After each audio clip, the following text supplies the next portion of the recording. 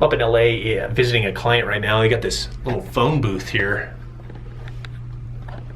Kind of cool. I wanted to talk a little bit about one of the things that we're considering is our billing model for hires. Our experiences and all the research that we've done have, if you've seen these other videos that I make, we're considering bonuses, we're considering on-target earnings, we're looking at, profit margins, all that kind of stuff.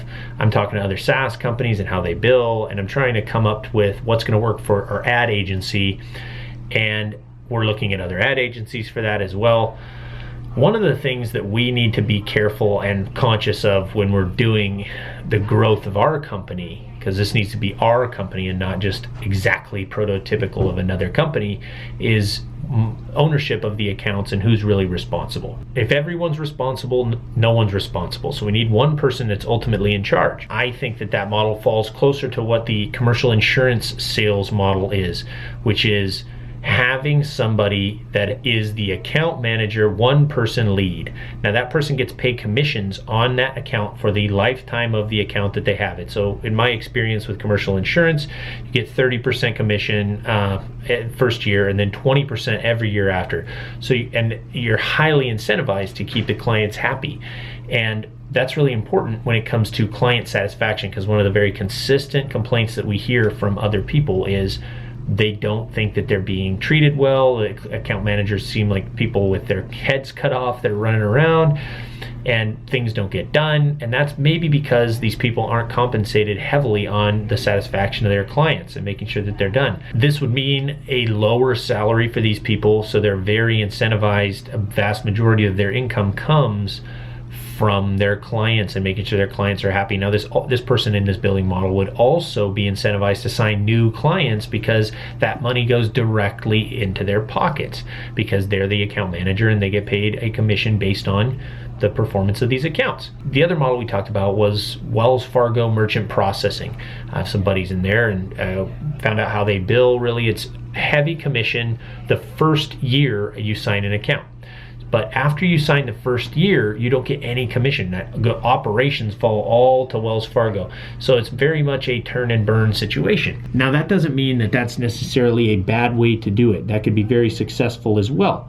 But you're running into somebody who's not caring for the account as much and perhaps leaving the management of the account over to media buyers, which might not be as successful. So something to really think about if we want to have account managers that have a real heavy vested interest in the accounts, which is what I'm leaning towards, because then if we have levels of media buyers that are, you started as a low-level buyer because you haven't proven yourself, and once you prove that you can handle more ad spend, you move to the second tier, and then you move to the third tier, and then the fourth tier. So buyers are moving on to bigger and better accounts because they're more trustworthy. To me, that means that a buyer is expendable per client, not for the company. So we can rotate buyers in and out for an account, but the relationship remains consistent with one account manager, one point of contact. Clients won't get thrown off when a change in the buyer is made, because that's not their main point of contact anyway. This comes back to the communication issue of buyers spending way too much time just communicating with clients.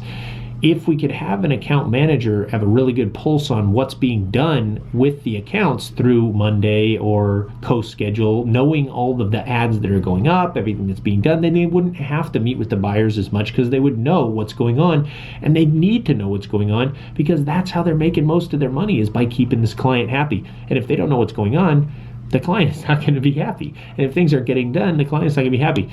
So for me, it feels like a really good way to incentivize somebody to take ownership of the account and remain as a fixture in the client's relationship with the company long term. It also gets buyers out of communicating with accounts that I'm sure they would be very happy about. Unless there's really big accounts, I'm sure they would want to talk directly to the buyers, but this model is more directed towards our immediate growth. There is a concern that more of the Wells Fargo only first year commission payouts would be a better way to bring in more business, because you only get paid the first year, so you're constantly hustling, just trying to get as much money in, as much accounts in as you possibly can. We might lose some of that if we have account managers that are focused also heavily on client satisfaction. But my opinion for that, or argument for that, is let's just hire another account manager and keep all the accounts. They can go sign another account, and if they, let's say that somebody only wants to have 20 accounts that they manage. Well, if they sign 21, they could maybe offload another smaller account to some newer account manager. Or let's say they had all their book was the way they wanted it, but they still like prospecting, they're still getting leads in. They could just push those leads to other account managers and get a referral off of year one or something like that. There's ways for them to continue to prospect, make more money, but doesn't necessarily take away from their book that they're building. For me, it feels like if we can put people in a position where they can see themselves at a company for a really long time, 20 years, something like that, then we're putting ourselves in a position to have real longevity with accounts and have the company grow successfully, because people feel like they can make a career and make a life at our company. And that's what people do in commercial insurance, is they build a big book and then they stay with the company for a long time because they can see themselves making a lot of money and retiring one day. That's what people are shooting for there. Maybe we can do the same thing with this agency, and that's the models that we're debating between. Because before we were debating having an account manager and a team lead, which was managing the buyers. But perhaps the account manager could turn into a strategist and an account manager as well, and this person was in control of everything that was going on, more invested, more paid, more money. So we'll see. That's what we're talking about. My name is Bobby Dietz. Thanks for watching this video, hearing a little bit about our ad agency growing, and we'll see you in the next video.